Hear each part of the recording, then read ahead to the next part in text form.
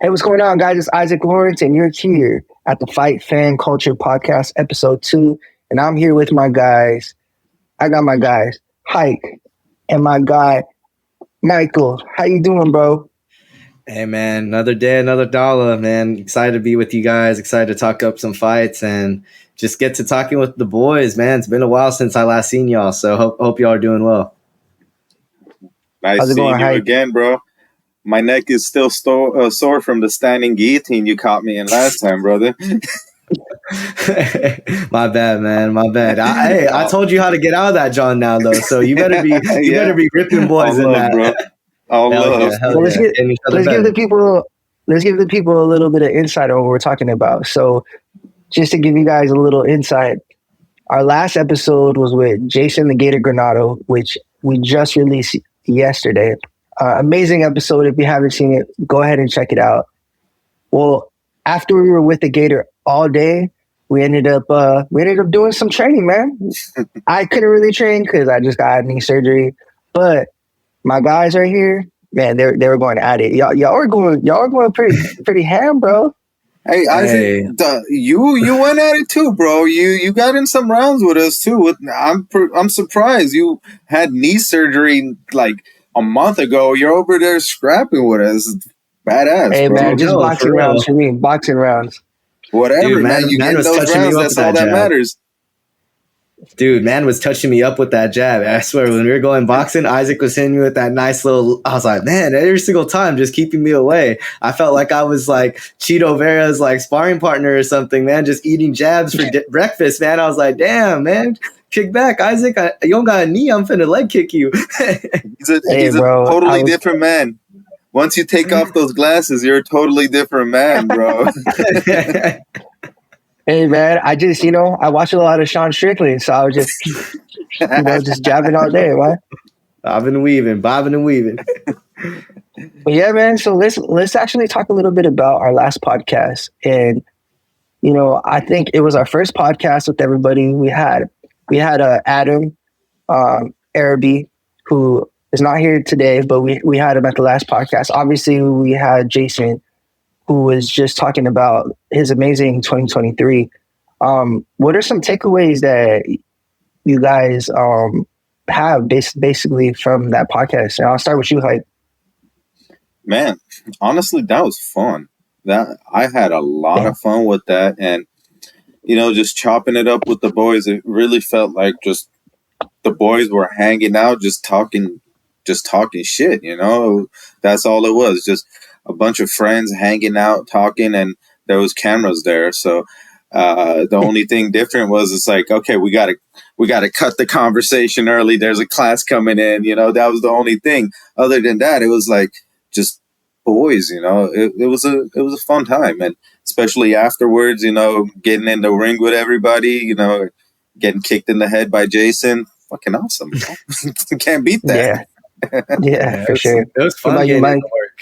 It was fun, man. Like, especially me too, because I'm not really from that area. I'm obviously over here in the central part of California. So getting to go down south, that's always a treat to me. And always getting to hang out with you guys over there. It was kind of like how Hike was saying. It felt like I was just kicking it with the boys for the day. We were just talking, shooting the shit. And it was even pretty cool getting to spar with Jason and with Cody Sessions and with all those guys. And just really getting to hear from them firsthand about how it is training, like how they train. Because, those guys are machines. They're in the gyms 8 hours a day. Or, obviously, Jason, if you guys go watch the podcast, he's working with some pretty high-level athletes. So it's just cool getting to hear from not only their perspective, but also the people around them. We got to talk to their coaches and stuff like that over there at 10th Planet. And it was just overall a really, really cool day, good experience, good vibes. Can't beat it.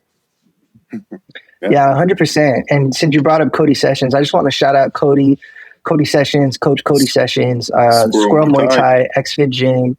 Sir. Man, just for allowing us to be there and just getting some rounds and just hang out, and it was amazing. We even had In-N-Out afterwards. I didn't get home till like damn near 1 o'clock in the morning. Man, it was a long day.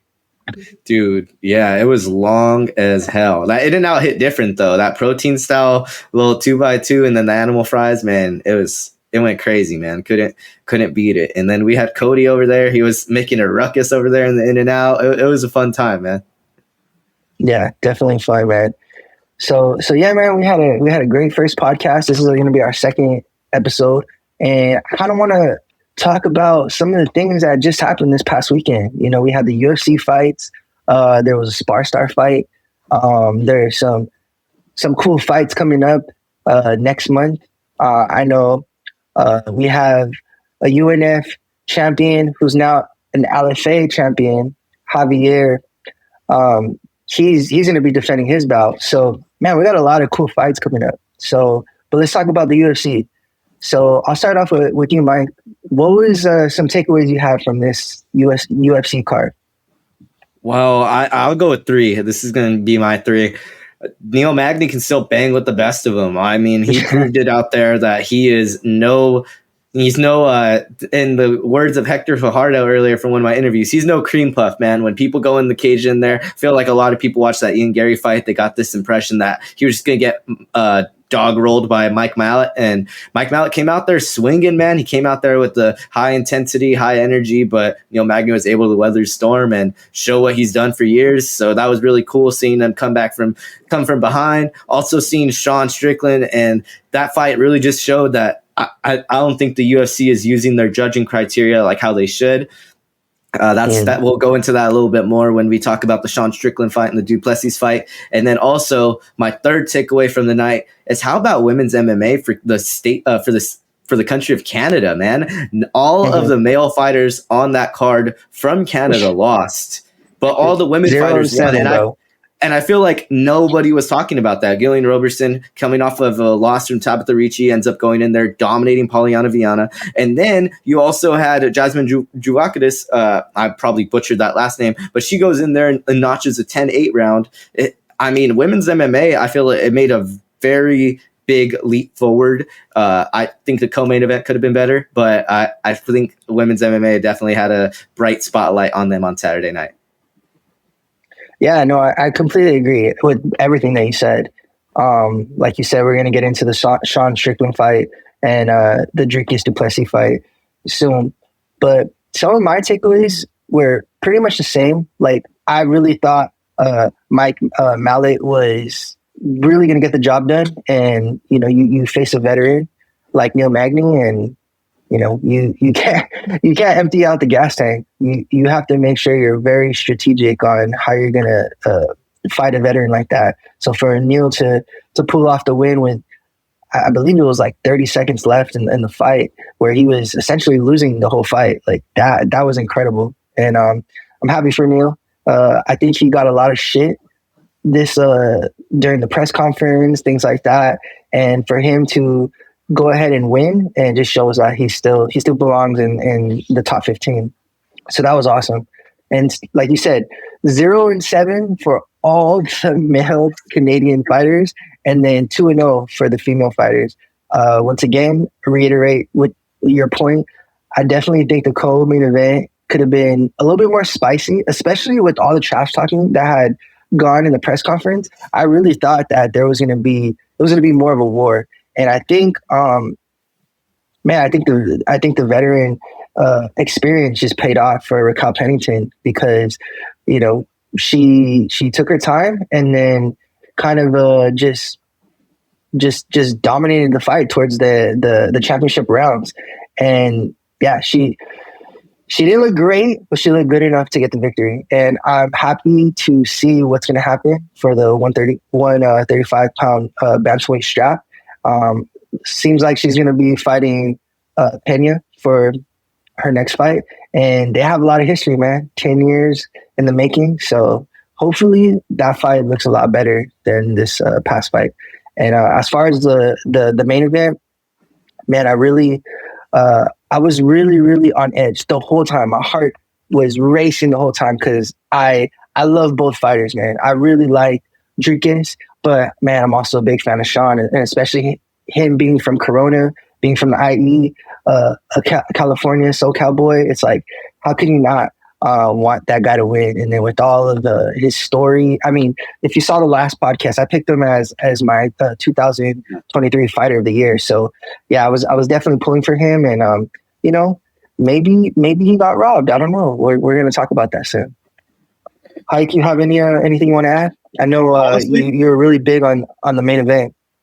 That was the only match I watched the whole thing. So, yeah, that main event, we got to talk a little bit more, but Sean Strickland is a badass. Start it off. We'll talk about it right now. Go ahead. Start it off. I honestly saw the first 2 rounds going to Strickland, and after that, the third round, it was a coin flip. He didn't do enough to win that round, and from then on, he didn't do enough to win the judges over. That was my thing. First 2 rounds, I give it to Strickland, but after that, I feel like he did not do enough to win the judges over. He had an amazing jab, and I don't even know if you could call that a fucking jab. It's just a hammer he throws out there, and he just laying it into him the whole thing, but it wasn't enough. I would have liked to see him continue those teeps he had in the first 2 rounds and actually press him a little bit more. There was a little too much defense, just waiting for the guy to come to him. He needed to scrap a little bit more. It needed to be a little bit more scrappy for him to win the fight. So did you have it 3-2 Duplessis? Yes, 3-2. Okay. Yes, sir. But I got to point one thing out. Did you see motherfucking Sean Strickland today up on that ladder putting AC on? Dude, take a break. He had a big-ass fight the other day, busted his eye open, and he's putting the AC up today. It's like, oh, man. That's some real badass shit right there, bro. That's some man shit. And we got to talk about that eye, too. We'll talk about that shit, too. Yeah. He's the MMF, the manliest motherfucker. But nah, man, that fight, it was really hard for me to judge, especially watching it live, because like how Isaac was saying, it was really just like so intense. I had it live going to Driscus, but looking back at it, watching it back a couple times, looking at the damage, seeing everything, taking everything into account. I mean, if you're looking at the MMA rule set, and this is where I'm saying if we look at the MMA rule set, we're going first by damage. DDP was visibly very, very hurt throughout the fight. It may not have been wobbled, but very visibly disfigured. And I feel like for the judges to not take that, I don't know, like I just feel like although there was the 6 takedowns, do not get me wrong, I full-heartedly agree that Sean Strickland definitely does need to improve on the takedown defense and being able to work off the cage a little bit more, kind of like how Hike was saying. I felt like he was in a defensive position at some times in the fight. I still think that with the time that he was given, he was still winning the fight. It kind of reminded me of like the Cheeto Vera Rob Font situation from a couple years back. I mean, Rob Font I think he outstruck Cheeto by a massive amount of strikes, but Cheeto's strikes were very, very much visibly doing way more damage than any of Rob Font's. Yeah. And that was a perfect example of what the MMA rulebook should kind of be judged off of. Obviously, we all seen Cheeto beat Rob Font's ass, but the main point of it was that it was the damage that was the main point for Cheeto winning that decision. So I don't know. I feel like the consistency within judging is very it's lackadaisical at sometimes. It's just, they're just like, oh, let's give this guy the win because he looked like he was on top a little bit more of the time. I genuinely don't have words for it. It's very frustrating as a fan because I don't even know who wins fights sometimes. Like it's infuriating. But I would have to say, watching it back, 3-2 Strickland. Although I do not think although I think the takedowns were a factor, I don't think that they do anything over the damage that he put on Driscus, man, because that was insane. Yeah, and to your point, when it comes to the judging, it's tough, man. I mean, all three of us have been there live at regional shows, professional shows, amateur shows, and sometimes we can't even figure out like who's winning especially in a close fight like that. You know what I'm saying? So I could only imagine the judges, and we have the luxury of we're watching this on TV, or if you're in the arena and you're getting to watch it on live, but also on the big screen, you get multiple angles. A lot of these judges, I mean, they don't get to see most of the fight because of the angle that they're sitting at. They have to sit at that specific spot, and whatever they see, that's what they have to judge off of, you know. And like to your point, Michael, I also had it Dricus winning live, but when I watched it back, I did have Sean winning, and I think the reason why I had Dricus winning, and for me, the deciding round was round two. Why I leaned towards Duplessis in round two was because of the head kicks and because of the takedowns. Also, because of round one was such a bad round for him, it made round two look that much more better because he did way better in round two than he did in round one. So I think maybe myself, the judges, and everybody else that watched it back and actually gave that round to Sean kind of judged it based on the previous round. And that's we're humans, right? So we have that human error. So the judges are probably doing the same thing. They're like, oh man, like Dricus wasn't doing shit the first round, and now he's doing something, and he has a couple head kicks and this and that. So they probably lean in giving him the second round. But also to your point, when you look at the damage, there wasn't as much damage on Sean that there was on Dricus. So in retrospect, I think Sean should have won the fight if we're going based off of the rule sets and everything like that. But the reality is he didn't win. So what's next, man? What's next for Sean? What's next for Dricus? Obviously, we have the Izzy fight that is there potentially. But does he even want to fight? Is he ready to fight? I mean, what do you guys think? How you gonna start with you? I don't know. Sean Strickland, he could fight anybody he wants. He could just wait and pick his battles right now. I think even though he lost this fight, I still think he is in top contender position. He's still up there in rankings, and he's still a force to be reckoned with. And he can pick his battles, you know, and he should be fighting top guys. It's just I don't know who he'll pick, who they have lined up for him, but it should be interesting to see. But I don't think he's gonna settle for any just easy wins. He's gonna wanna come back in a big fashion and just set the record straight. Yeah, I honestly, the direction that the UFC can take this, they could take it in so many ways. They could give Hamza a Dricus. I don't really think Hamza deserves a title shot after that Usman fight. This is it. If we live in a perfect world, this is how I'm setting things up. Give me Dricus and Izzy, UFC 300 main event, and then you give Sean Strickland, Hamzat Chimaev. You tell them, hey, run it back. Whoever wins this fight faces the winner of faces the winner of Dricus and Izzy. I really don't see any other middleweight contenders being able to like push themselves to a title shot. Possibly Jared Cannonier if he's able to capture a victory, but I mean he's in that weird spot where he beats Sean, but then he's not able to beat Izzy. So it's one of those like he's kind of one of those guys, and maybe they'll match him up with Whitaker. Whitaker's kind of waiting on the outside. I mean, I know he has the Paulo Costa matchup, and that's supposed to be on the 17th, but Lord knows if Paulo Costa actually signed that contract. So let's see how everything rolls out. But I think they're going to go Dricus and Izzy. I highly doubt if the UFC throws a couple of $1 million Izzy's way that he's not going to want to return. I know that he had a lot of things outside of the cage that he wanted to deal with after the Sean Strickland fight. But I think that there's always a time that you can step away from the cage, and he knows that he's not getting any younger. I think he'll step in there with Dricus if the UFC does call his number and they want him to go at 300. I think he'll be more than game. And Mike, since you brought up 300, one thing I wanted to ask is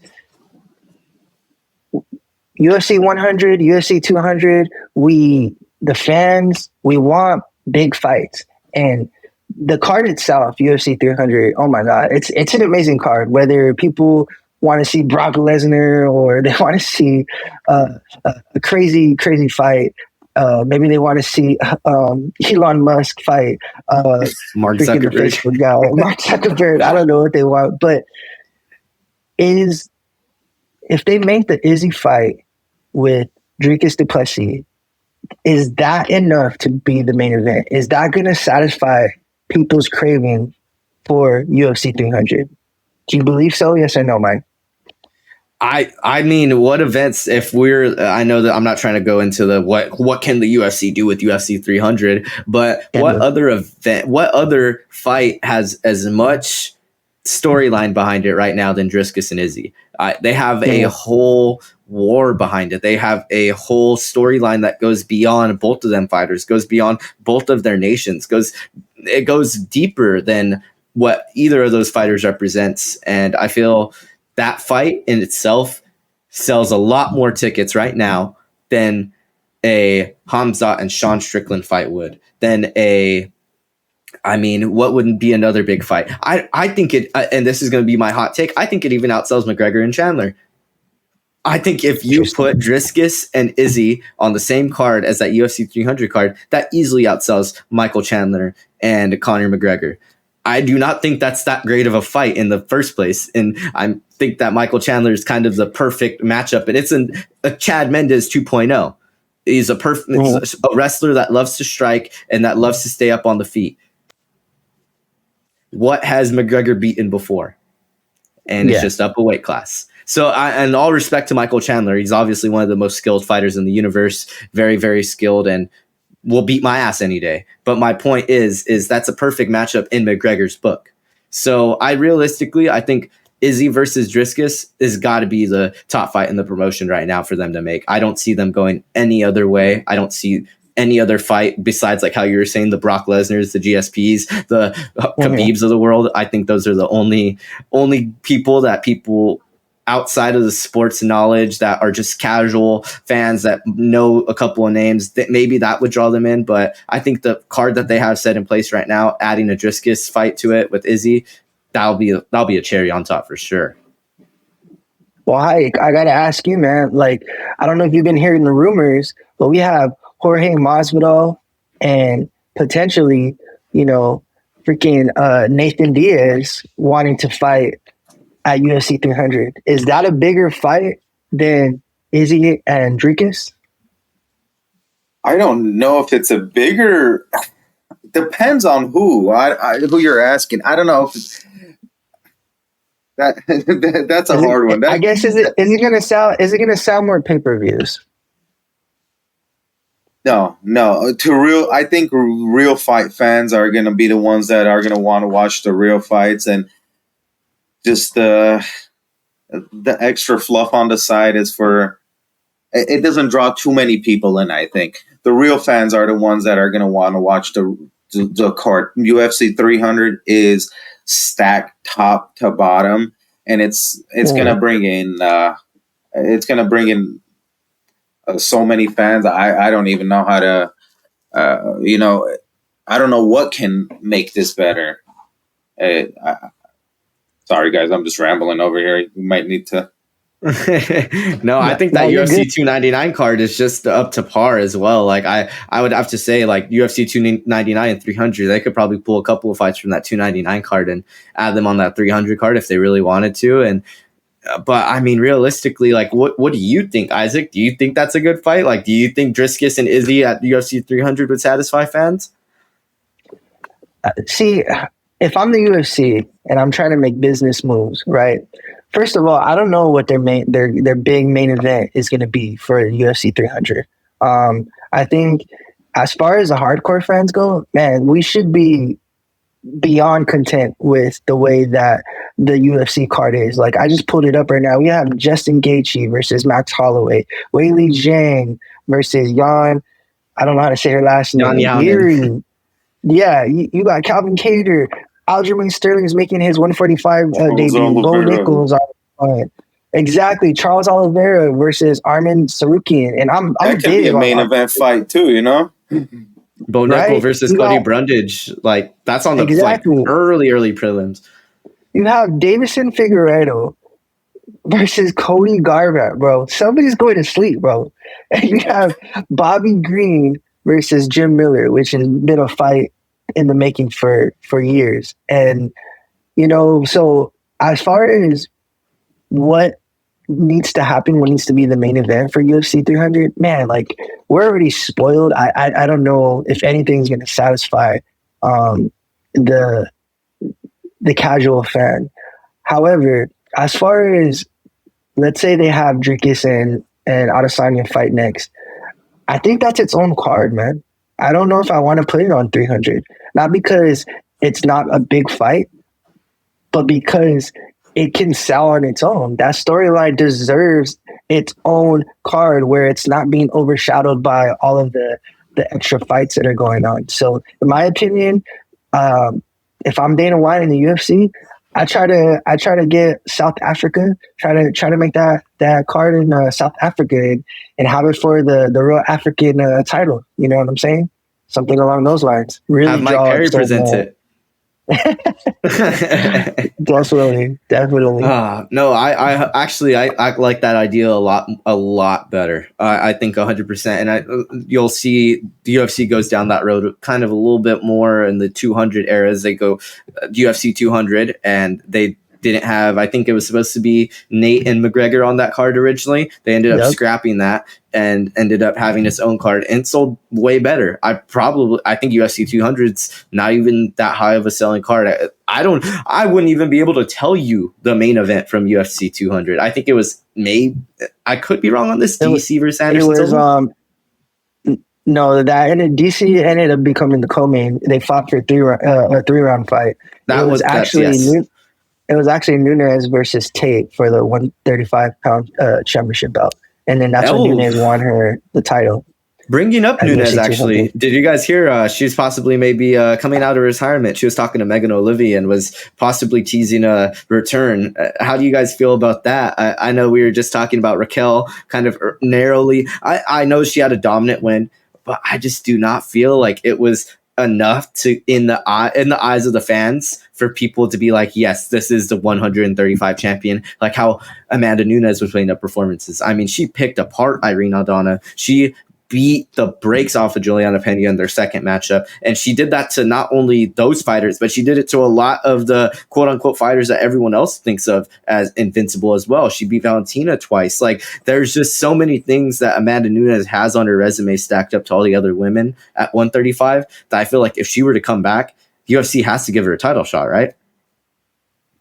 Oh, for sure. I mean, she never lost her belt. She retired as a champion, not only the 135-pound champion that they're fighting for now, but she created a whole division in the 145-pound and be what people regard as the GOAT at 145, which is a Cyborg, So, my favorite female fighter is Valentina Shevchenko. Like, I love Valentina.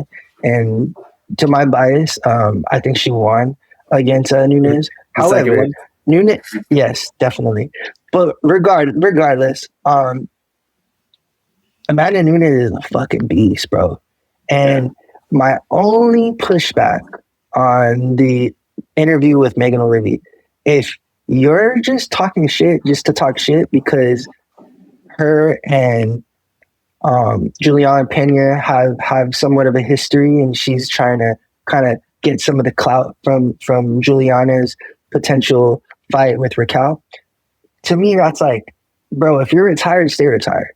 Like, I don't like when people that are retired start acting like they're going to come back, but they don't come back. Like, it's a buzzkill. You know what I'm saying? Like, if you're going to be retired, stay retired. If you're going to come back, then just come back. Don't tease it. So I hope if she's saying this, like, she really means it.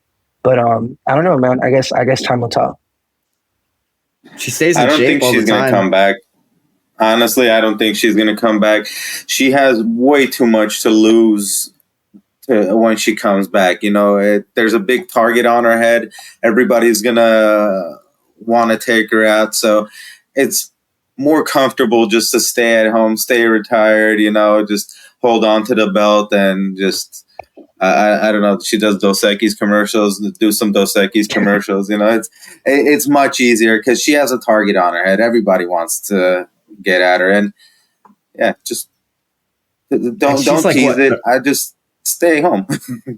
She's what, 35 now? I mean, she's kind of getting up there in age. She has her kids. I think her wife is still fighting. She could go ahead and coach her wife, maybe coach her to a UFC championship tender. I just feel like, for like how you said, Hike, I actually really love that you said that. She has way more to lose than she has to gain, especially at the current state of the 145 division and the 135-pound division. If Kayla Harrison or Chris Cyborg were to come back, then maybe, and even then, like how Isaac brought up, she already beat Chris Cyborg. So what? She doesn't have anything to prove. Kayla Harrison, even at that, I don't really think her beating Kayla would, like, fans are going to be like, oh my gosh, Amanda Nunes is just that much better.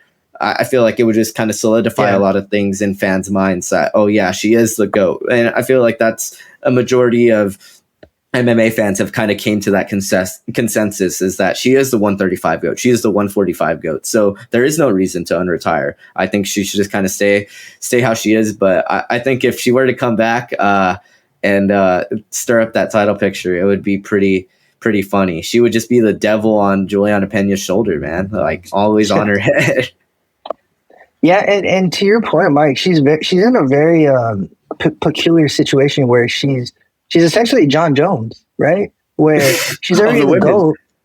Yeah, you're already the GOAT. Like, what do you have to prove? And I don't see in the women's division at 135 or 145, which essentially is gone, that there is a person like Stipe Miocic, which John Jones wants to add to his resume, right? Versus what's left in the 135-pound division? Like, there's really nobody there. So, man, for real, to like, Hike's, right? So, like, that's it. Like, that's the holy grail. To Hike's point, to your point, Mike, you know, just stay retired, enjoy.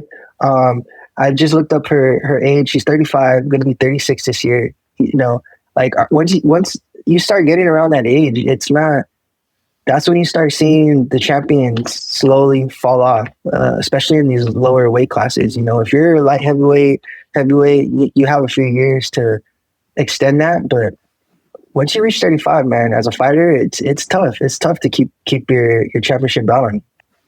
And the chin, like your chin, and you cutting weight so many times and just going through the camps, and everything gets taxing on the body. So I could definitely see, like how you're saying, Amanda just chilling out and, you know, just letting her legacy ride out, because like how you said, there's not really a whole lot for her to prove. But, and like how you were saying too, like, who is she going to fight? Manon Fiorot? Like, I realistically, during that whole entire conversation, was trying to think of a 145er in the UFC at the women's division, and I could not.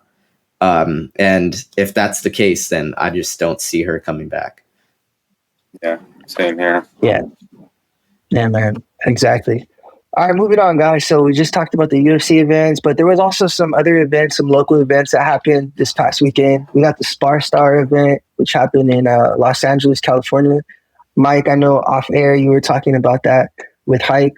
What were some of the things that you guys seen? I know you guys weren't at the event in person, but you definitely saw some highlights via social media. I saw a huge knockout, and I saw my buddy Curtis from My Capture Violence. What's up, bro?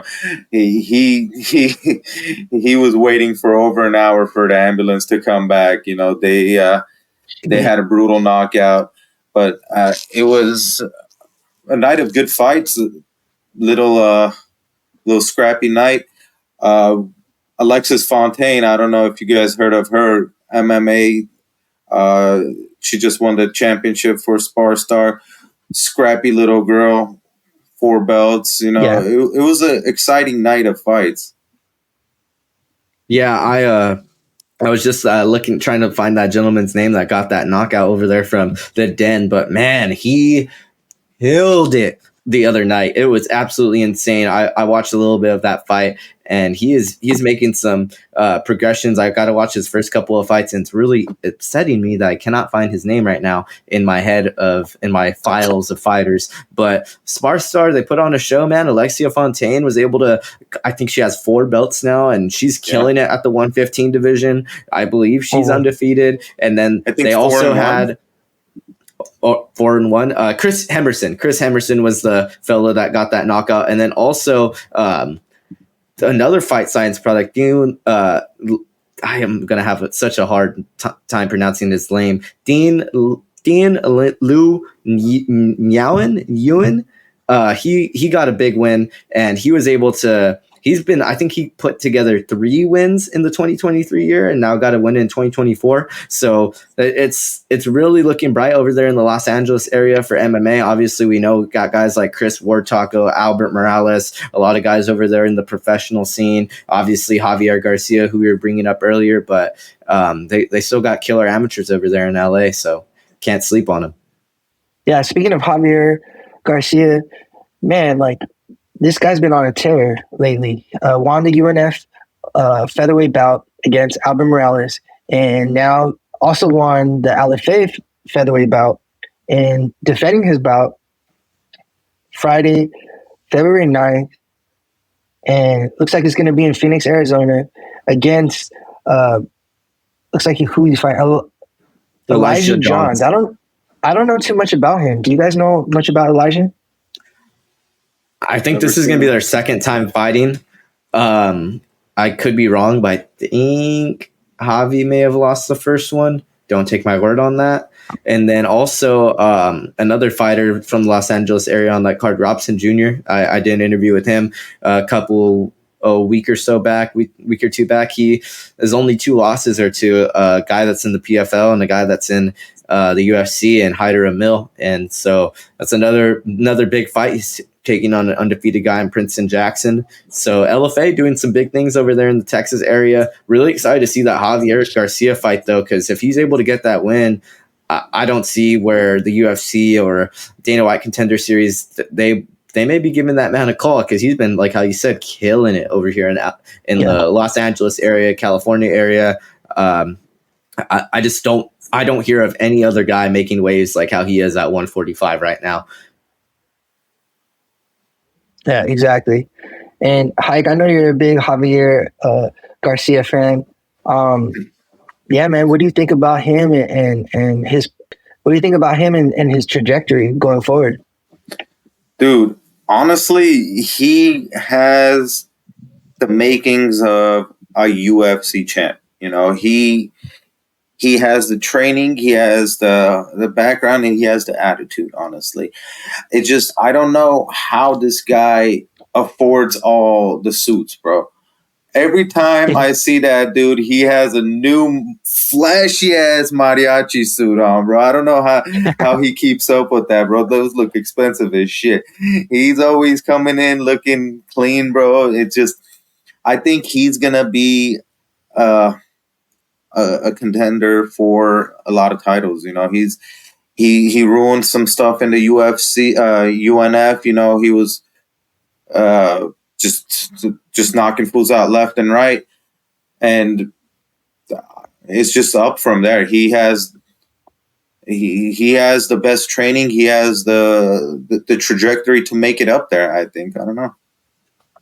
He also, my bad, I just want to make the correction over here. He actually did beat Johns in the last fight to earn the title. So I guess they're going to be running it back, and Johns is also going to be defending one of his titles. So I think Johns was a double champ, lost that 145 strap, now going back up and fighting Javier Garcia again. So that'll be kind of interesting to see them.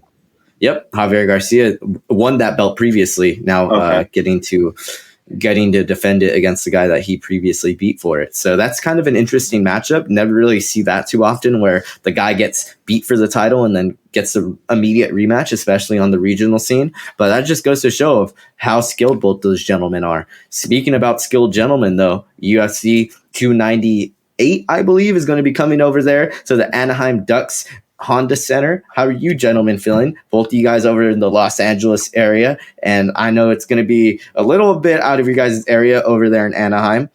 But how are you guys feeling about it? You guys know anybody that's going to the event? You guys excited for any fights on the card? Let me know. Anything that has to do with the Anaheim Ducks, bro, I stay away from. I'm a LA Kings fan, so anything in that area, I let them take care of. I stay away from that.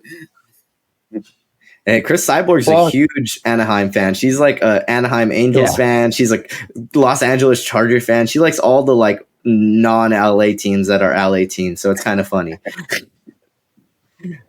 Yeah, no, you're 100% right. But to Ike's point, LA Kings, baby. But Anaheim, Anaheim's not that far away. It's about 30 minutes away from where I'm at. But I'm excited, bro. I'm excited for this card. It's very top heavy. There are a few good fights on the prelims. Obviously, you got Mackenzie Dern, who's fighting Amanda Lemos. That's going to be a very interesting fight to see who ends up pulling off the win. Mackenzie Dern coming off of that loss, maybe she's going to try to prove that she wants to get back on the winning track. Another fight, who I just seen right now, Val Woodburn, who was the fighter who came in at short notice against Bo Nickel. He's getting another crack at fighting again. So I'm pretty excited about that for the UFC again. But like I said, it's very top heavy. Obviously, you got Alexander Volkanovski, Volk going against Topuria. Man, like Topuria is young, bro. 26 years old. I believe he's gonna be 27, and he's just a straight killer, bro. Undefeated, 14-0. Like, I'm excited, man. I logically, my brain is saying that Volk's on paper should win that fight, but Volk's getting up there in age, man, and I think Topuria might just be young enough and quick enough, kind of like when Cody Garbrandt beat Dominic Cruz. Like maybe he just has his number, and I, I'm excited to see what that fight looks like. Obviously, we got Whitaker and Costa. But once again, Costa is known for pulling out, so we'll see what happens there. Another fight I'm super excited for is Merab versus Henry Cejudo, bro. Like, that's gonna be a banger because I think somebody's getting finished. I don't think that fight is going all 3 rounds. Either Cejudo is gonna finish defeat. How do you say his name? Devashvili. It's like Devashvili. It's a hard one. So yeah, no, for sure, man. Either Henry is gonna beat Merab and finish him, or Merab's gonna, I think, grind out Henry. So that's my prediction. And then of course you got Ian Machado Gary versus JF Neal. Like, that one has a lot of bad blood, so I'm excited to see that. So yeah, man, this whole card looks good, but it's very top heavy. The main event is super excited. What about you, Mike? What do you think about this card? Don't sleep on my boy Anthony Hernandez, man. That's my guy over there in the middleweight division. He's going to be taking on a last-minute opponent. I think it just got announced that he's going to be taking on Roman Karulov. I could be butchering that last name. Roman Kopilov. And so that's going to be I loved the fight before. I thought he was going to be able to beat Ikram. If you guys have never watched Anthony Hernandez, this is like the best descriptor I can give for him. Imagine Colby Covington that smokes weed, shuts the fuck up, and actually his gas tank gets used in fights. And he isn't a pussy and can throw strikes. That is Anthony Hernandez. Anthony Hernandez gets after it in there. And let me tell you, I'm really excited. I think he's going to put a lot of people on notice. One of his only losses was to Kevin Holland in 2020. Kevin Holland in 2020 is like one of the most mythical fighters of all time. Man was like 6-0 in 2020. Yeah. Give me Anthony Hernandez. I think Anthony Hernandez is going to prove a lot of people wrong on Saturday night. And I think also Jeff Neal. I got Jeff Neal taking that upset. I really think he's going to put that one in Ian Gary's column. He has really good boxing. He almost beat Shavkat Rakhmonov. I think a lot of people overhype Ian Gary. I think he should have finished Neil Magny, in all honesty. I think there was a couple of times in that fight where he got real gun shy, and that's not going to happen against Jeff Neal, especially after the whole lead up into their last bout. I just don't see Jeff Neal going into that fight and taking his foot off the gas. I think he's going to go full foot to the gas pedal, and I think he's going to knock out Ian Gary. That's my bold prediction for UFC 298. I think Ian Gary will get finished in the second round. That is they call that pedal to the metal, Mike. Pedal to the metal. There we go, baby. Yeah, I think Jeff's gonna come out. I think he's gonna prove a lot of people that were talking that shit along with Ian. I think he's gonna have a lot of people happy over there on Saturday night. Also, a lot of people, a lot of Ian Gary fans out there. What about you, Hike? You got a specific fight that you're excited for? That Ian Gary fight, that's going to be a good fight, and I'm just interested now to see if it's going to be a second round knockout. I want to see if that prediction comes through, because that's a pretty bold prediction, and Ian Gary is 13-0. It's going to be a tough game, but yeah, if Neal keeps that gas pedal on him the whole fight, there is a chance, but if there's always a chance for him burning out in the third round and getting caught, so it's going to be a good one. That's going to be one of the ones to look forward to. I had no idea that Ruggiero de Lima and Tafa were fighting on this card. I think that's going to be another one of those fights that gets a lot of underrated recognition. But I really like this card. Super heavyweights, they're gonna slug it out. That's just a fun fight for the fans. I think if you are able to go to the UFC 298 card in Anaheim, like that fight specifically is gonna be fun. You got some two big 260-pound men just slugging it out. I don't think this goes past the first round for sure. Especially Justin Tafa. He was on a tear last year, and he's got some dynamite in those hands. Along with Ruggiero de Lima, he's a really skilled striker as well. I know he had that slip up against Derek Lewis, but that's the Black Beast we're talking about, man. So I think a lot of people, even though he's old, they sleep on those hands. But Derek Lewis was putting people out for a long time, man. So Ruggiero de Lima and Justin Tafa, that's going to be a fun one. Man, and I'm excited. Hike, I have a question, man. What do you think about the Whitaker versus Costa fight? Because Robert Whitaker had that devastating loss to Dricus du Plessis the last time that he fought. And then Paulo Costa, I mean, man, we haven't seen this guy in the cage. Like, I'm going to have to Google it to see, like, man, it feels like before COVID, bro. That's how long it feels like. But I'm kind of excited to see if this fight goes through, what it's going to look like. So, Hike, what do you think this fight's going to look like? If it goes through, that 1.5-year break could be a good thing. It could be a bad thing. You never know. It's like no one's seen him fight for a long time, so you kind of forget what he's all about. But he might have also forgot what he's all about. So it's going to be a nice matchup if it goes through. Again, like you said, if it actually falls through. But it would be a cool one to see. Who do you have taking it? I don't know. I don't know. That's for me.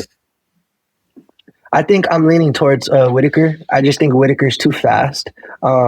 Based on what I've seen of Paulo Costa, he reminds me of your typical striker who's very dangerous in the first round, but gasses out. So as long as Whitaker can just play that karate style in and out, and he's very smart, mixes up the takedowns, uses his distance. I mean, Whitaker is super fast. If Paulo Costa really wants to take it, he has to learn from Dricus du Plessis and what he did to Whitaker in his last fight. But I think the 1.5-year or however long it's been since he's been out of the cage, that's going to play a factor. And ring rust is real, man. Ring rust is real. You see all your favorite fighters go back in the cage for when they've been on a long layoff, and it takes them a while to really get that timing down. So I think Whitaker is going to take it. I believe it's going to be a decision. I think it's going to be close in the first round, but 29-28, Whitaker is going to take the second and third round. What about you, Mike?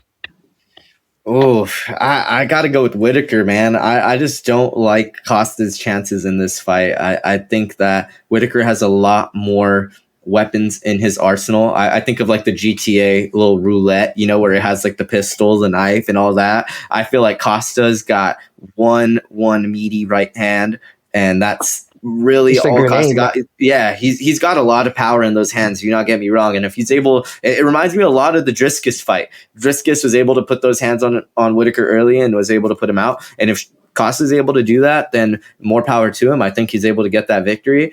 But that's a big if. Whitaker is going to go into this fight definitely playing the cautionary. I think if anything, we may see Whitaker grapple a little bit more in this fight compared to a lot of his other recent bouts. I know his nickname's Bobby Knuckles. He likes to swing and bang, but he's also another one of those guys getting up there in age. He's been around in the UFC for a deceivingly a long amount of time due to the fact that he was at the 170 division for a while, went up to 185.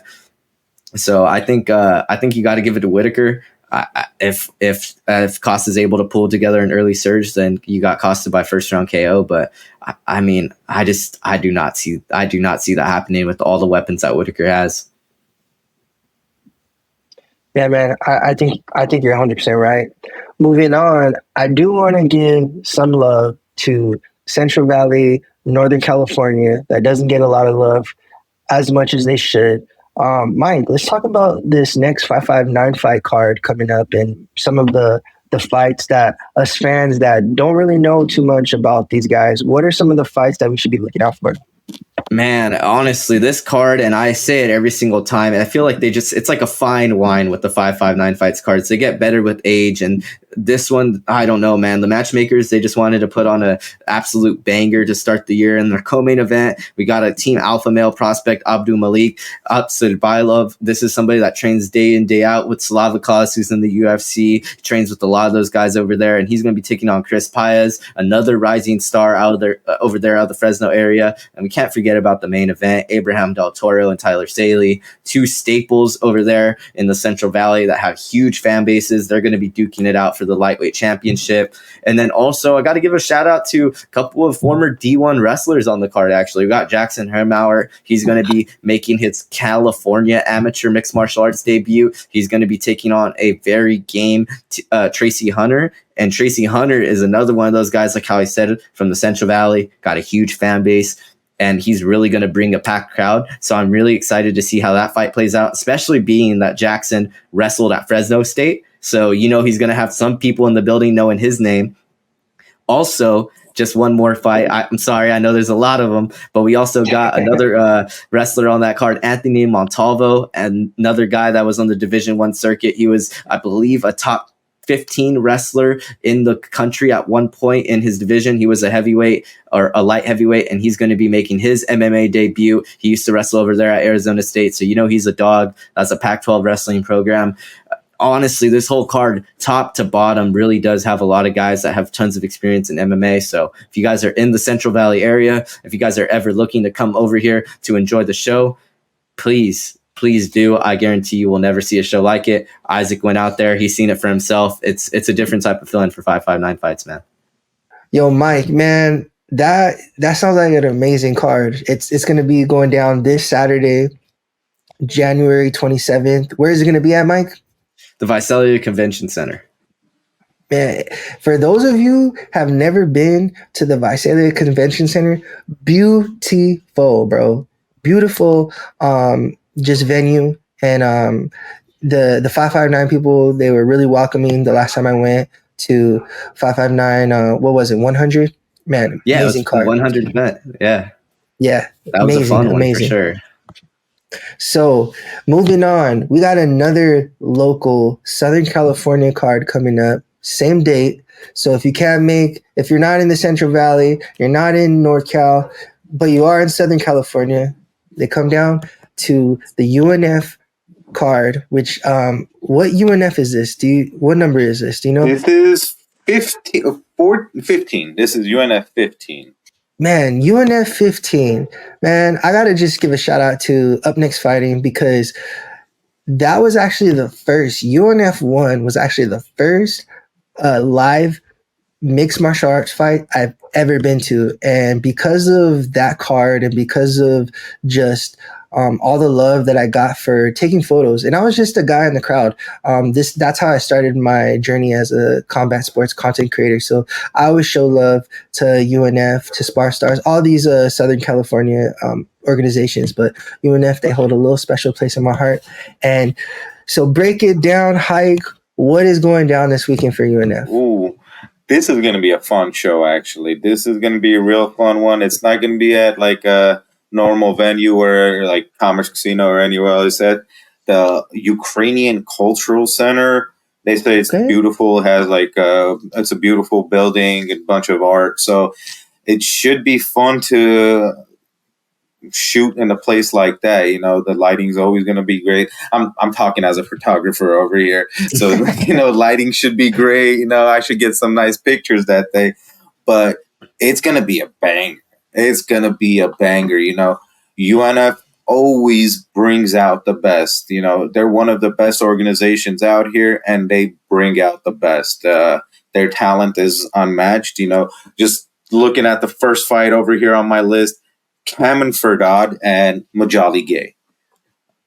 Just what else can you say about that? You know, that matchup right there, that is that is a crazy matchup. You know, both are really talented guys.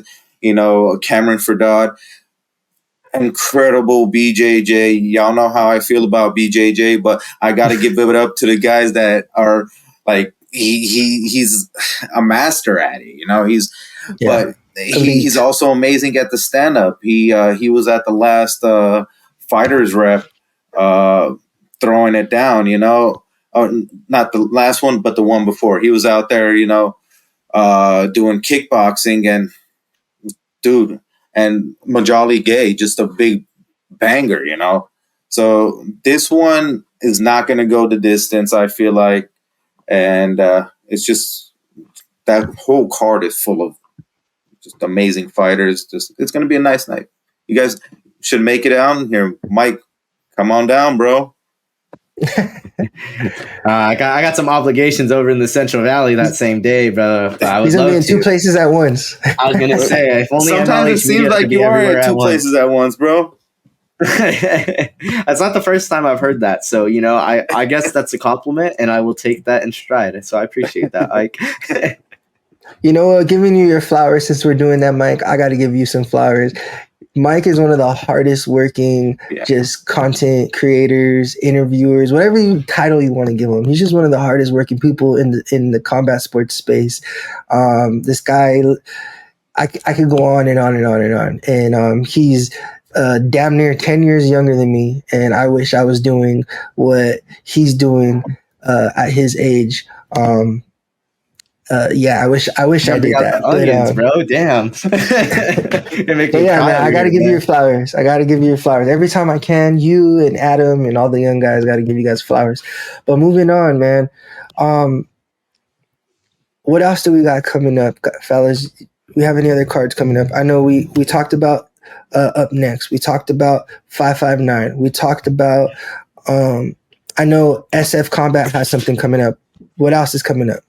I know SF Combat, they got a card coming up. I don't know too much about that one coming up. I know that they're actually, this is pretty interesting. Their ring announcer / like matchmaker is actually going to be over there in Valor BKFC. I believe they're going to be having an event over there in Florida this upcoming weekend, and he's going to be throwing down over there. So that's pretty, I always find it pretty cool whenever the promoters over there, and it's funny enough too, Steve Barnett, who is the actual owner of SF Combat, he made his MMA debut, I believe, like after the age of 45, which is not something commonly seen, and he won his fight. So that's something. SF Combat, man, they're definitely a promotion over there in the Northern California area that's making some waves.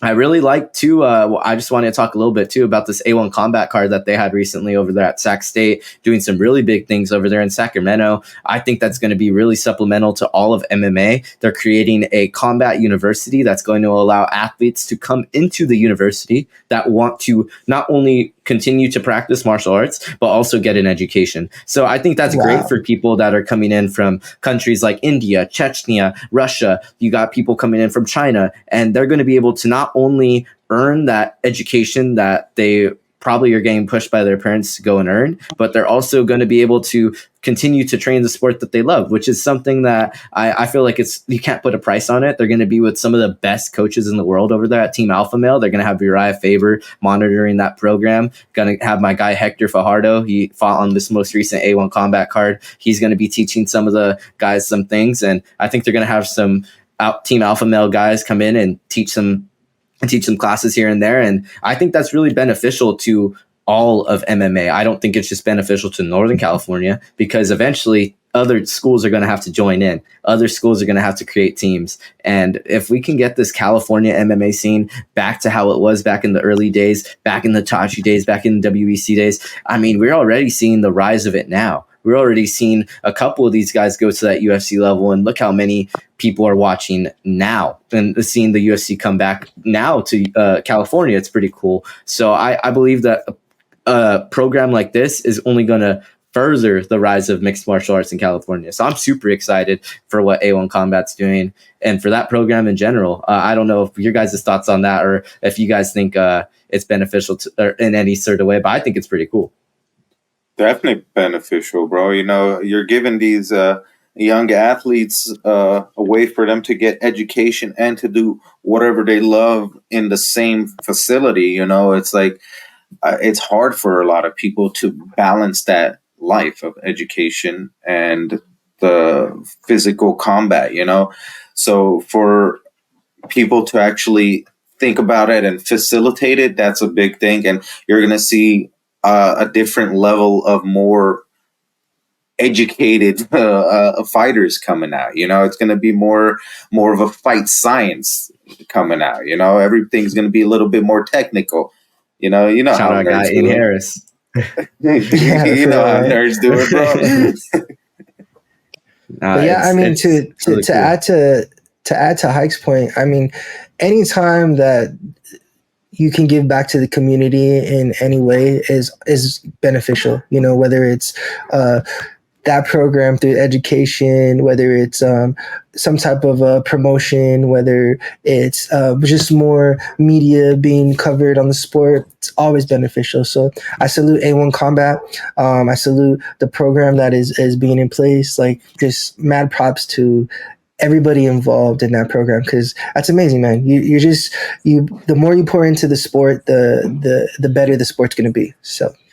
And the crazy thing about it all, too, is that whole program came from the idea of one person over there at Team Alpha Male. There was a girl, and I'm going to punch myself in the foot later for not remembering her name, but she was over there at Team Alpha Male, moved over from India originally, wanted to continue training, but also was at Sac State, and Uriah Faber kind of created this idea and had her involved in it as well. And I think that's awesome to have that, and to have that story, and to have it based and now in the whole program. It's amazing. I really think it's something cool, especially somebody being in college now. I'm over here at Cal Poly, and like, had I seen that program when I was in high school, who knows? I may be a Sac State Hornet right now. So it's pretty cool. You're gonna have a lot of people definitely swaying where they want to go, possibly, and even too, you may have a lot of guys that are football athletes possibly considering, hey man, there's that MMA. I could go into the MMA sphere in college as well. I don't just got to go play football, because that's oftentimes the problem. You know, you have a lot of these guys that are wrestlers or football players. They want to continue to do MMA, but the schooling is free when it's going down one sport. They're going to go take that sport. So now it's pretty cool that they possibly have that way to be able to do that through MMA. And I think it's just going to, like how we were saying, it's just going to make the sport rise even further. And I'm really excited to see the the talent it produces, to see the fighters that actually come from that program and to see where they go as well, possibly even some more A1 combat talent. And they already had a couple of people possibly going to the UFC. Got Dwight Joseph, who was on Dana White's Contender Series. You had Peyton Talbot. He's in the UFC now. You have Jack Duffy. He's a 7-0 pro, 6 finishes and one. He just got his first ever decision in a fight. There's a lot of guys on the A1 combat scene that are right there. And I think adding this program now, it's just going to only help to get more fighters to that next level. Yeah, man. Salute to A1 Combat, the program. We got to get that girl on the podcast, man. We definitely want to hear her story and how she came up with that idea. But moving on, guys, one thing that I wanted to touch on, and something that maybe some of these fans don't know too much about, is we had the opportunity last year. We didn't get to talk about this on the last podcast too much. But last year, December, I believe it was the 9th or the 7th, can't remember the exact date, but we got to go to the first Backyard Squabbles sanction event. And this was a crazy event. Let me tell you guys, Backyard Squabbles, similar to a Street Beefs, where they had backyard, basically street fights. They started in 2020, and they were going. They basically had these backyard fights in 2020 during the pandemic. Long story short, they weren't allowed to do any fights anymore. So they were gone for over a year. They come back December 2023, right before the year ends, and they decide, you know what, we're gonna legitimize our brand, we're gonna legitimize our company, we're gonna raise the money, raise the capital, and we're gonna put on an amazing event. And there was so much behind the scenes things that happened, to their matchmaker pulling out, to fighters dropping out. Man, it was crazy. But regardless, they were able to have the event. And I gotta say, man, for the first time, these young kids in their early 20s, man, putting together this event, they did a great job, man, with all things being considered. Hike, what do you think, man? I got to give it up to those guys, bro. You know, being new to the game, there's a lot of factors that go into running an MMA organization in the state of California. In the United States, but especially in the state of California, there's so many hoops and obstacles you have to go through. And for those two dudes to actually put together a sanctioned fight, you know, and they even had some a couple fights with the standing bangs that were with MMA gloves. I don't know how they got those passed, you know, but it was really, really cool to see them come up with that, you know. It was a hard task that they had to go through, even a week before the fights. You know, none of the blood work and stuff was turned in, so they had to do a lot of shit to get that one event going, and it was very successful. It was a fun event. We saw a lot of knockouts. We saw some young talent, I'm sure, that we're going to be seeing more of. You know, that it's like the stepping stone. You know, this is like the place where we're going to see fighters start off and kind of make the decision if they really want to step their game up and take it to the next level and go to other promotions. You know, we're going to start seeing a lot of talent coming out of this Backyard Squabbles. I full-heartedly agree with you. I think it's a great breeding ground for a lot of these athletes to kind of get their start, get their feet wet into MMA, kind of get a little bit of more of a, I guess the word would be a learning experience, you know, especially a lot of these guys, it's their first ever time putting on the gloves. It's their first ever time doing everything like that. So I think it's really cool what Goo and what Proof are doing over there in the LA area. And like how you said, they're two guys that are my age, and somebody that's in the MMA industry, I always get asked, oh, why don't you do matchmaking? Why don't you do this? Why don't you do that? You know, so many people. I always tell them there is way too many things to do with matchmaking and promoting that it's just it's not worth it. And for them, I'm I gotta give it up to them to where they make it to where they're able to not only build a successful product, but also to where they're able to make it look like, hey man, like this is how it's supposed to look. Like had you guys never had they never said anything, or had you guys never said anything, I'm pretty sure a lot of these people in the crowd watching today, or even in general in the crowd watching on December 9th, would have had no idea about any of those pre-fight medicals, mishaps, or anything like that. So that just goes to show the professionalism that is going on behind the scenes. And they definitely they got a lot of eyes on them over there, and I think they're going to keep on doing some big things. They're going to supplement probably from some bigger gyms over there in the LA area, and I think you got to watch out for them for sure. Yeah, Mike, like you said, Backyard Squabbles, man, that was an incredible event. Two young guys. And speaking of Backyard Squabbles, they're actually having a tryout. Looks like they're going to be having a tryout on February 10th. I'll actually bring it up for you guys to see. Give me 1 second, please. Looks like they're having an event February 10th. So if you want to try out for Backyard Squabbles, if you think you're a fighter, or let's just say you're a up-and-coming fighter, or just somebody that just wants to throw down, hit up DM Backyard Squabbles and tell them Fight Fan Culture sent you. And yeah, Mike, I know you know a little bit about this event. What do you think about this event? I think it's good. I think it's honestly, I think it's good. Like, I think it's great. I think it's a really great opportunity for a lot of these athletes that, like how you said, people that maybe like, I know we were saying that this is a breeding ground for maybe a lot of up and coming fighters, but I think in the Los Angeles area, it can often get a little overinflated with these 1-0 guys that barely are making their debuts because there's so many gyms, there's so many fighters. And oftentimes it's a little hard to distinguish with who's wanting to go down what road. And with Backyard Squabbles, with this tryout, it really gives guys a chance that are from this area, that are from this part of Los Angeles, to go to an area where test their skills, see where they match up with other guys. And even guys that are fighters can go to this event and go kind of see where they're at in their own skill level, which is pretty cool. And it's a no knockdown event, I believe. I don't think they're doing any knockouts or anything like that. So that just goes to even add to the learning expertise that you're going to grow with this tryout event. And I think it's going to be pretty fruitful for Goot and for Proof for finding some fighters for their upcoming events.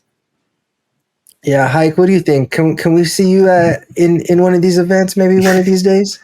Well, not in one of these events, but our cameraman Brian, he called me out for fight at 160, so you might see me in the cage with him one day. I don't know.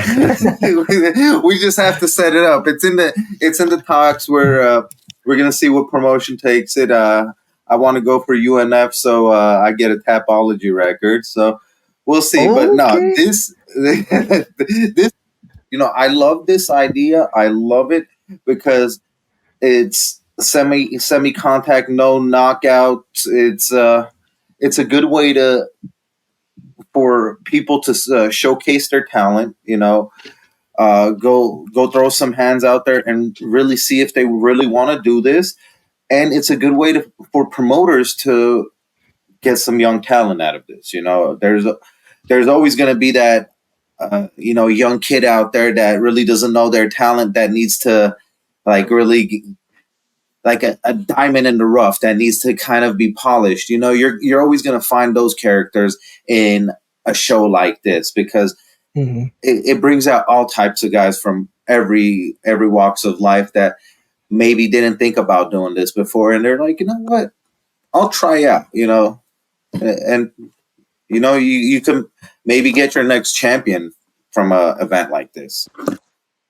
And also what I love about events like this is the more the merrier. The more promotions we have, the more events we have, the better it is for the sport in general, because the reality is one promotion can't have events every single weekend. It's impossible. Most of these promotions, they need to make money. They need to obviously make money in order to run. So they can't be doing events every single weekend and expecting different people to pay for it. So the fact that you have now a new promotion just come up out of nowhere, young guys who are really in touch with the Los Angeles area, like I'm talking about like deep Los Angeles. I'm not talking about Los Angeles County. I'm talking about Gardena. I'm talking about Compton. I'm talking about, deep Los Angeles. So I really, really believe that any fighter, regardless of if you're new or you have some experience, that get some more experience. And events like this are perfect opportunities for you to just add some more fight experience to your career. So be on the lookout for Backyard Squabbles. Like we said, check out Backyard Squabbles. Go sign up for this event. Tell them that the guys at Fight Fan Culture sent you. And, you can't beat their slogan, bro. Guns down, squabble up. How could you not support that? They're local LA guys from the neighborhood. They just want to do good to the neighborhood, and just they're nice dudes, and they got a good movement out there. So we got to support. 100%, 100% agree. Yeah, man. So moving on. So some of the things that I wanted to talk about, we don't gotta touch on this too much. But man, I don't know. Have you guys been seeing what's going on with Chandler Jones? No. Oh yeah, really. That's my guy. That's my guy right there. For those of you who don't know who Chandler Jones is, everybody in the fight community knows John Jones. Well, Chandler Jones is his brother, who is an amazing, like we're talking about like NFL Pro Bowler, just top level athlete.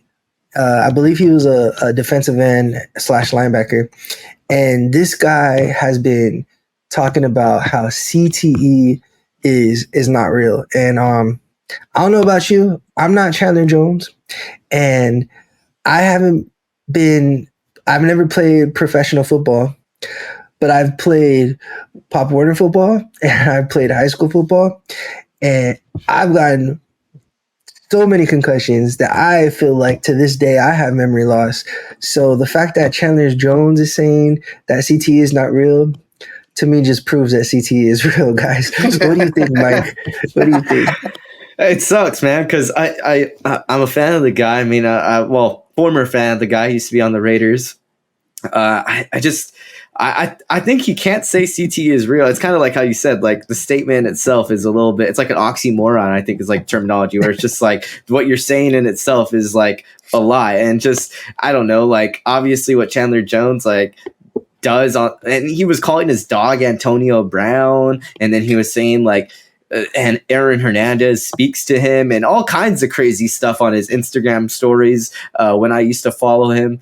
And I know that he had some tough issues and some troublesome issues. And honestly, I know it's going to sound crazy, but I really want to go into a deep dive on that Jones family, man. That Jones family, that whole entire Jones family, they've all had their whole entire like struggles. And I know that they're all kind of deep rooted in church and their belief in God. And I always find that very interesting, that kind of balance that John Jones has had with that as well. And even he'll say it as well, like his faith and the decisions he's made outside of the cage. I feel like that's very much, I don't know, it's very interesting to me just to see them kind of explain it. And even too with Chandler Jones, some of the things that he'll say in line with a lot of the things he mentions, even in reference to some very sensitive subjects in regards to Josh McDaniels and to a couple of other players in the NFL that have had some unfortunate situations. It definitely makes you think, like, I don't know if you're in the right position to be talking about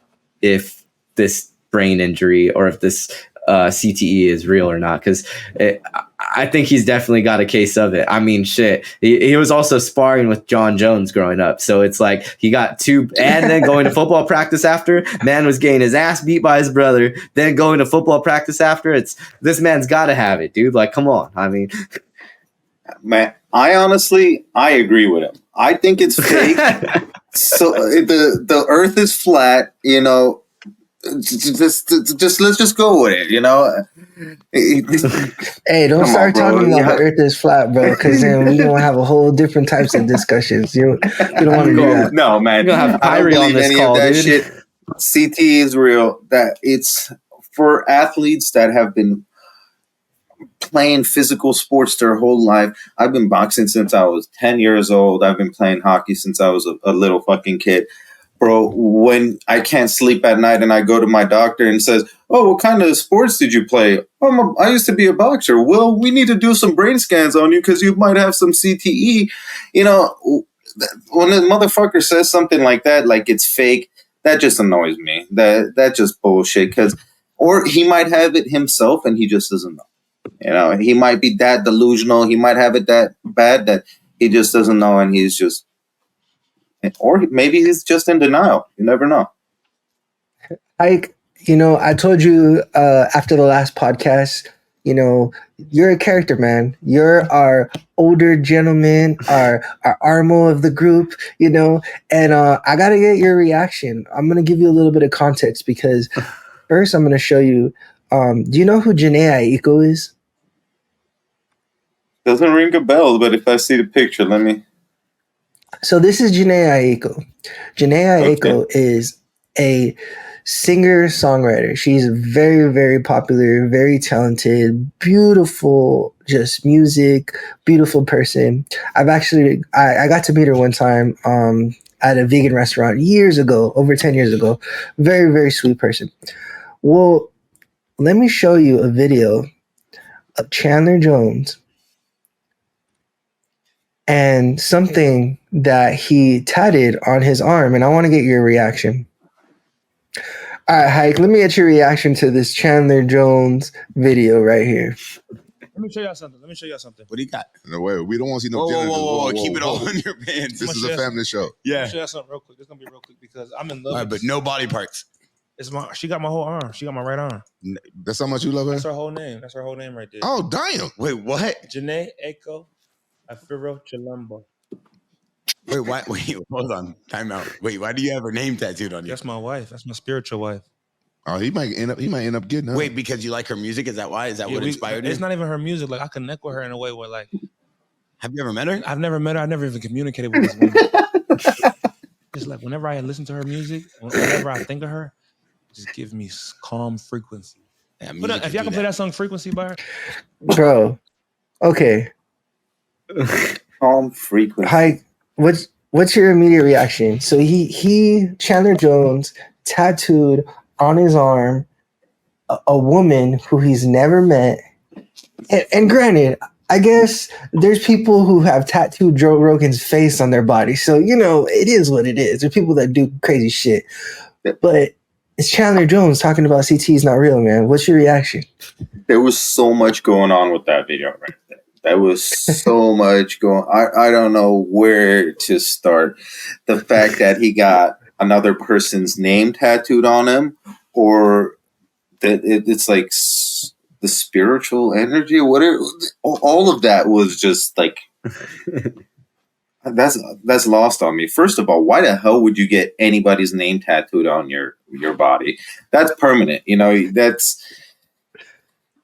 They're gonna have to pay somebody a lot of money to cover that up once you find your next spiritual connection. I don't know, but that just goes to show that he has mental issues. CT is real, and maybe he should go see a doctor, like we were talking about last time with our first podcast.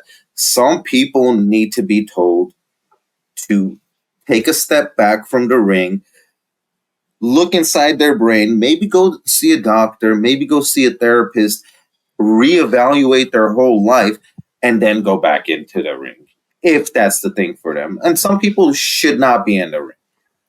That guy should not be in the ring anymore. He should not get hit in the head anymore. And he probably should not be doing podcasts anymore. Mike, get that man banned off the internet. Honestly, get him off the internet.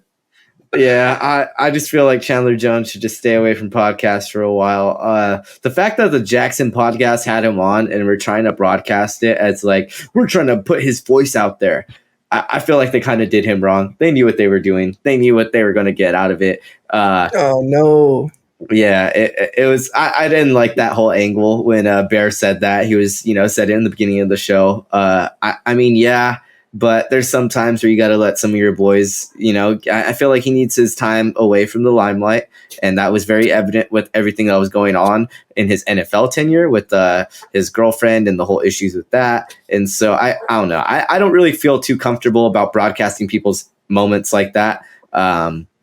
I know that's it's the sensitive in me, but I mean, it definitely does make for some comedy, man. I don't know about getting anybody's name tattooed on me. Like I'm already afraid of needles. I was almost on the front lines on January 6th just because the fact that I don't like needles, man. So you know what I'm saying? I was almost an anti-vaxxer just because of it. So Michael over there storming the Capitol because no, for real, man. They almost had me, man. I had the picket and the sign, I was ready to go. And then they're like, hey, man, I promise it doesn't hurt. The vaccine don't hurt. And I was like, all right, cool. I was like, you can jab me up, man. But before I was like, I thought it was one of them big needles. I was like, cut me out, man. I ain't doing it. So tattooing a girl's name on you that you have no, at least my guy Isaac met her at some vegan restaurant, there would be something to tattoo. Come on, man, you gotta go meet her at least. That's the craziest part about it. That's wild to me, man. I'm dead. The real question is, what are you doing at a vegan restaurant? Bro, I was eating some vegan food. What else do you think I was doing? I don't know, man. Pick some grass. Why do you gotta pay for it? I've just had one bad experience with a vegan restaurant, and maybe this is somebody point me in the right direction. Maybe I need to go to some certain vegan spot. I'm not going to say the name of the vegan spot just in case if this podcast ever does go big, but I went and I got a burger, and I don't know what I was expecting. I just was expecting something not this, and it was a patty, and in the inside it had pieces of corn and like little potato pieces, and then also black beans, and I just was not a fan of it. And it was terrible. It was terrible. And then the person that I was with at the time, the person that took me to this vegan place was like, this is so good, isn't it? And I was like, I've never wasted more money in my life and been more disappointed. This is the craziest thing. So that's why I was shocked that you were at a vegan restaurant, Isaac. No hate to the vegans out there. I just wouldn't be able to do it. Like I said, this was 10 years ago. So, you know what my goal is going to be? Interviewing a vegan MMA fighter. Let's do that. Let's find a vegan MMA fighter. Let's interview him and see how malnourished he is. Ian Machado Gary. Yep. Yeah, Ian Gary's a vegan. He's full on vegan too. He's fully dedicated. Yeah, I know there's a couple guys. I was saying he might take the fight. I was thinking he might take the fight. Now I'm picking the other guy. I don't think you got Jeff Neal now. That's what I'm telling you, man. Jeff Superman Neal, man. Bro. I'm telling you. All right, fellas, moving on. So I saw this video. I thought it was a pretty cool video, and I just want to get you guys' reactions. Tell me what you guys think. So this was at Black Combat, brutal upkick KO by Sung Wong. And let's get your reaction, fellas.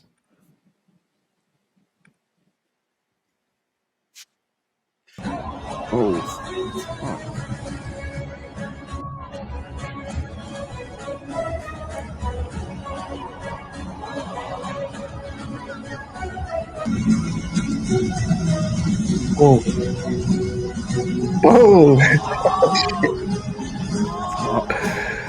Oh man, their logo goes crazy. It's like that old Mortal Kombat style. That I really like that logo, but that knockout was absolutely insane. He ate that whole entire foot, the whole entire foot touched his side of his face. That was insane. Bro, what's crazy is the fact that he was in a whole armbar, got out of it, thought that he was good, and then took a up kick to the face, bro. And then on the way down, took another kick to the face, bro. I couldn't see that, wild, bro. That I could not see. I was so focused on the fact that he was already knocked out. And for me, I get so scared whenever those guys just go limp mid mid standing. That's just it's so scary to me as somebody that's seen it so many times. And I know you guys probably feel the same way, especially having the wait for those ambulances and doing all that. It makes you feel a certain type of way when guys get knocked out like that. You're just like, oh, damn. You only think about the aftermath in some of those situations. Oh, yeah. But that knockout that was crazy. Like how you said, for him to be able to get out of the armbar, he probably thought he was completely safe, and to eat that up kick and then eat another one on the way going down. I think that's some hike level stuff right there, man. I wish I could pull off an armbar or anything off of my back, but I'm just a stand-up guy, so that wouldn't be possible for me. But yeah, that's crazy. Just taking shots like that, that's why these guys are so tough. That just proves it. He was taking an armbar, and he brain is firing 100 miles per hour, and he just thought of his next move and hit him twice before he could think. He was knocked out twice before he hit the ground. So it's an art. It's a true art. Where is that Black Combat at? You know what? I don't know. I'm going to have to look into that. But yeah, wherever it's at, that shit was crazy. That shit was wild. That was an insane knockout. But yeah, fellas, I mean, that's pretty much it here. I think we definitely touched on a lot of topics. We recapped our first podcast, and we're just continuing to get better and better and better. We'll definitely get more podcasts with some of your favorite local fighters in the next coming months. And I'll give you guys the floor. Any shout outs or just anything that you guys want to talk about before we wrap it up? I'll start with you, Hike. It's just I'm ready for awesome 2024. Just ready to do these podcasts. We're gonna be coming out with a lot of these. Just gonna have fun with it. See what the world of MMA has in store for us this year. Last year was amazing. We all had an amazing year, and we saw some crazy fights. And this year has already started off with some bangers. So this week has another full weekend of fights. So, just looking forward to it 1 week at a time, one podcast at a time. Just love sitting here talking with you guys. Yeah, it's always great catching up with you guys. Always great catching up with my boys over there down south. Really wanted to give a shout out to everybody over there in the Central Valley for 559 Fights 103. It's going to be an absolutely killer card over there for January 27th. Make sure if you guys are over there in the area, you guys come over. You guys say what's up to me. I'm going to be over there doing the post-fight interviews. Really excited for this next upcoming week. Got some really big interviews dropping with Juan Archuleta, Andre Fili, a couple of other big names in the sport. Just like how Hike said, really cool that I had such a fruitful 2023 year to now where I'm getting access to be able to go to these events and be able to get access to go to these gyms and talk to these fighters. So just blessed to be in the position I'm in. Can't wait to see what the rest of the year brings. Can't wait for the next Fight Fan Culture episode. It's amazing. Just thank you guys for coming out. Thank you for the fans for watching another episode of Fight Fan Culture. We are here to continue to make high quality, great content for you to enjoy. If you have any questions or have any comments, please go ahead and drop them down below. We're going to read every single thing, and we're just trying to be better, man. This is for the community. Like our bio says, we're a bunch of fight nerds and martial artists. Every single person that comes on this show has done martial arts to some degree. We don't just cover the sport. We try to involve ourselves in the sport as much as possible. So I'm Isaac Lawrence. This is Fight Fan Culture episode 2, and we out. Later. Good night.